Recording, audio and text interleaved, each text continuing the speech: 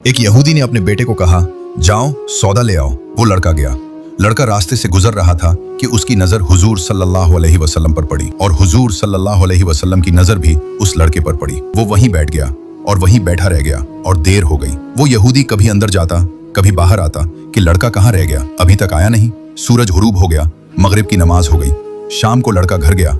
बाप ने पूछा, अरे नादान, इतनी ताखीर क्यों की? बाप बहुत गुस्से में था।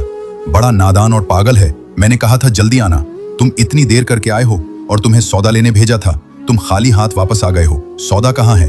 बेटा बोला, सौदा तो मैं खरीद चुका हूँ। बाप बोला, क्या पागल आदमी हो तुम? मैंने तुझे सौदा लेने भेजा था, सौदा तुम्हारे पास है नहीं और कहता है खरीद चुका हूँ। बेटा कहने लगा, बाबा यकीन करें, सौदा खरीद आया हूँ। बाप बोला, तो दिखाओ कहाँ है? बेटे ने कहा, काश तेरे पास वो आंख होती तो तुझे दिखाता कि मेरा सौदा क्या है। मेरे बाबा, मैं तुम्हें क्या बताऊं, मैं क्या सौदा खरीद लाया हूं। बाप बोला, चल छोड़, रहने दे। इसके बाद वो लड़का रोज नबी रहमत सल्लल्लाहु अलैहि वसल्लम की खिदमत में बैठने लगा।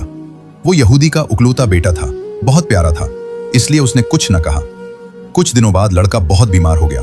काफी दिन बीमार रहा, इतना बीमार हो गया कि कमजोरी इतनी बढ़ गई कि करवट लेना भी मुश्किल हो गया और फिर तरीबुल मर्ग हो गया। यहूदी बहुत परेशान था। फिर भागता हुआ हुजूर सल्लल्लाहु अलैहि वसल्लम की बारगाह में पहुंचा और अर्ज किया, मैं आपके पास आया हूं, आप तो जानते ही हैं मैं यहूदी हूं, मुझे आपसे कोई इत्तेफाक नहीं, मगर मेरा लड़का आप पर दिल दे बैठा है और अब करीबुल मर्ग है, आपको रात दिन याद कर रहा है। क्या मुमकिन है आप अपने उस दुश्मन के घर आकर अपने उस आशिक को एक नजर देखना पसंद करेंगे? क्या उसकी ये आरजू पूरी हो जाएगी कि वो मरने से पहले आप सल्लल्लाहु अलैहि वसल्लम का दीदार कर ले? वो किसी और चीज की आरजू नहीं कर रहा। ये सुनकर हुजूर सल्लल्लाहु अलैहि वसल्लम ने ये नहीं फरमाया कि मैं जाऊंगा या नहीं जाऊंगा, बल्कि फरमाया, अबू बकर उठो, उमर उठो, अली चलो, उस्मान आओ और जो बाकी सब हैं चलो चलें। आपके आशिक का दीदार हम भी करें, अपना दीदार उसे देते हैं, आखिरी लम्हा है, आंखें बंद होने से पहले हम उसे कुछ देना चाहते हैं, चलो चलते हैं। जब ये सब यहूदी के घर पहुंचे तो लड़के की आंखें बंद थीं। हुजूर सल्लल्लाहु अलैहि वसल्लम का सरापा करम ही करम है। लड़के की पेशानी पर आप सल्लल्लाहु अलैहि वसल्लम ने अपना दस्ते अक़दस रखा।